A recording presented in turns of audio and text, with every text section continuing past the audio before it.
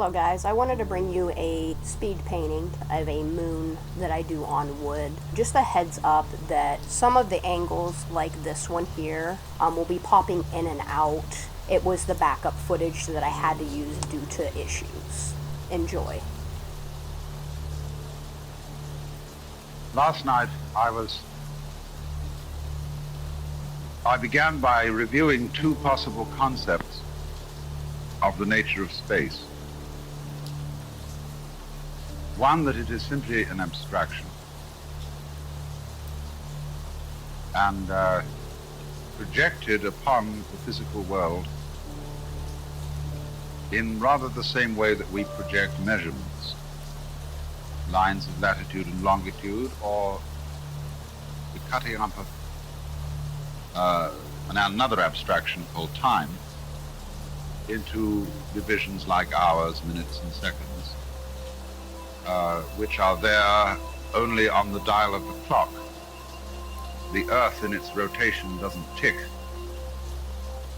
And time is, of course, seen thus simply a measure of change, of the rate of change as between two changing processes, the changing process of the clock and the changing process of, say, a person's running around. It is out of that relationship, in other words, that you get a concept of time.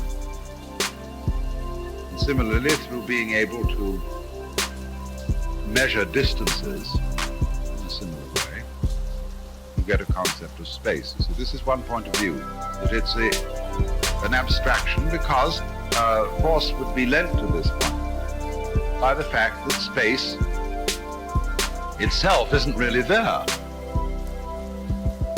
Space is just absent, and you must be very careful not, as Whitehead would have said, to reify, that is, to make a thing out of something that isn't there at all. But this is, of course, Zen humor, because Zen people are always joking about things not really being there at all. The general feeling of being nobody at all, as distinct from being important in somebody, has a kind of inverse humor to it. One becomes a sort of bag of wind. The whole idea of taking nothingness for real is somehow funny. The other point of view that I was trying to contrast with this was rather different. And that is that just because they are so imponderable and so unget-atable, space is you. Space is your consciousness.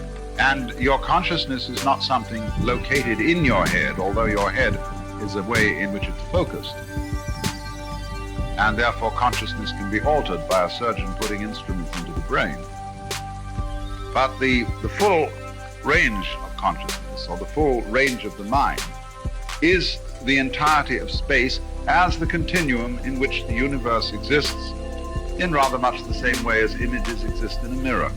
The mind is like the emptiness of space.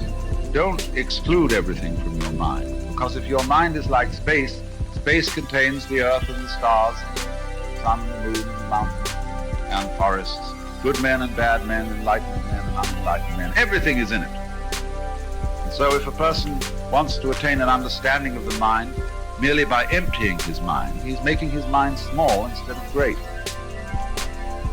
So you cannot therefore separate space from what it contains, because without the content, there's no container. Without the container, no content. The fact that we don't realize that self and other go together is the root of an enormous and terrifying anxiety, because what will happen when the inside disappears?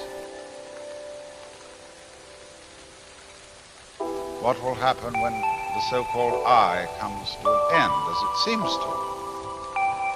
Of course, if it didn't, I mean, if things did not keep moving and changing, appearing and dissolving, the universe would be a colossal bore. And therefore, you are only aware that things are all right for the moment. I mean, I hope most of the people in this gathering have a sort of genial sense inside them that for the time being, things are going on more or less okay. Some of you may be very miserable. And then your problem may be just a little different, but it's essentially the same one. But you must realize that that sense of life being fairly all right is inconceivable and unfeelable unless there is way in the back of your mind the glimmer of a possibility that something absolutely unspeakably awful might happen. Doesn't have to happen. Of course, you'll die one day. But there always has to be the vague apprehension, the Hintergedanke, that the awfuls are possible. It gives spice to life. Now, these observations are in line with what I'm going to talk about tonight. And I was dreaming, always dreaming. It was an easy time to dream. When you turn on your television set and men are landing on the moon, anything is possible. And we should never lose that spirit. If you don't achieve your dreams, you can still get a lot by trying for it. There's an expression I love. Experience is what you get when you don't get what you want. Then there is karma. Karma means action. And incidentally, that's all it means. When we say that something that happens to you is your karma, all it's saying is it's your own doing. As your way of discovering who you are.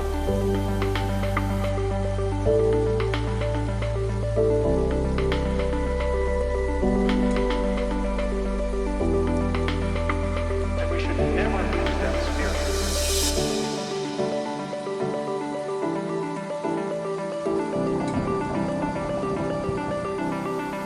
Nobody's in charge of karma except you.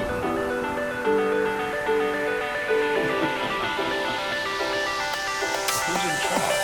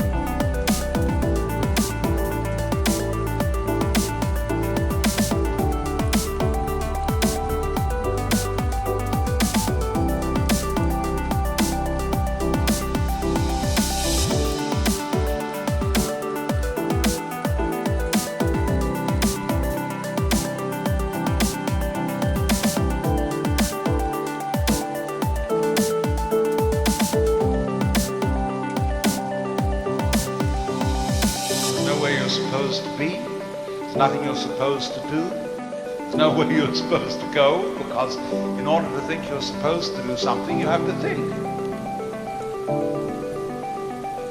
And so it's incredibly important to unthink at least once a day for the very preservation of the intellectual life.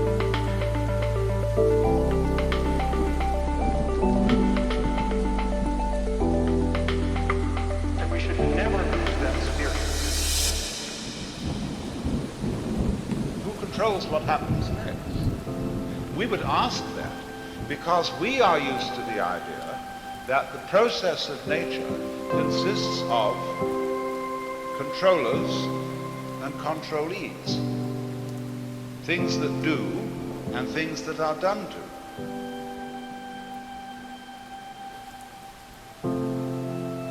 So many spiritual teachers and gurus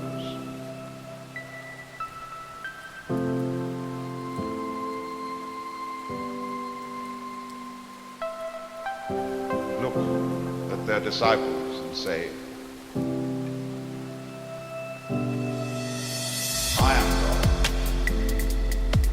But the important thing is that you are. If you are aware of a state which you call is, or reality, this implies another state called isn't, or illusion, or unreality, or nothingness, or death. And so as to make life poignant, it's always going to come to an end. But that is built into every creature's situation, no matter how high, no matter how low. When you go up a bit, you gain. When you go down a bit, you feel disappointed, gloomy, lost. You can go all the way down to death. Nothingness seems so very, very irrevocable.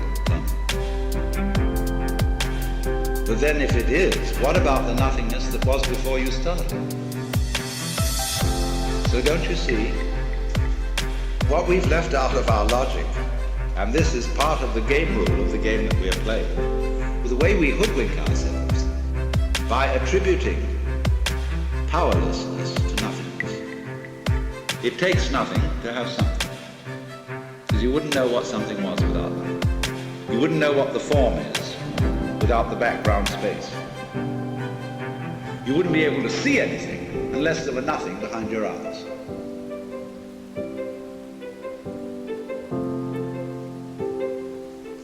Death is real, see. I mean, don't indulge in wishful thinking. All you people who dream of an afterlife, and heavens and gods and mystical experiences and eternity, oh, you're just wishy-washy people. You don't face the facts. Because you see, he sees everybody around him looking dreadfully serious, looking as if they had a problem, looking as if the act of living were extremely difficult. But from his standpoint, the person who's had this experience, he feels that they look funny, that they don't understand, that there isn't any problem at all, that he has seen from where he stands, you see, that the meaning of being alive is just being alive. That is to say, I look at the color of your hair and the shape of your eyebrow, and I understand that that is the point. That's what we're all here for. So if you really go the whole way and see how you feel at the prospect of vanishing, of all your efforts and all your achievements and all your attainments turning into dust, nothingness. What is the feeling? What happens to you?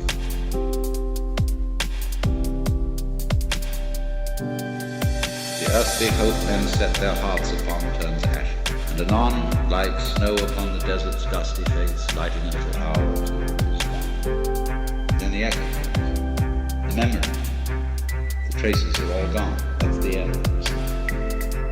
For some reason or other, we're supposed to find this depressing.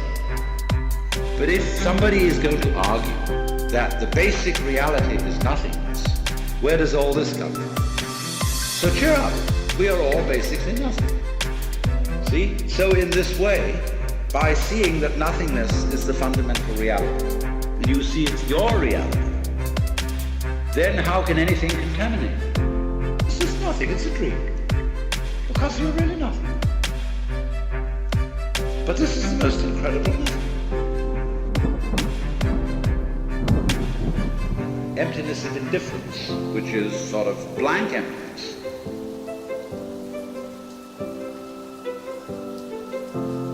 If you think of this nothingness as mere blankness, and you hold on to the idea of blankness, and kind of grisly about it, you haven't understood it. He said nothingness is really like the nothingness of space, which contains the whole universe. And it's so plain, and it's so obvious.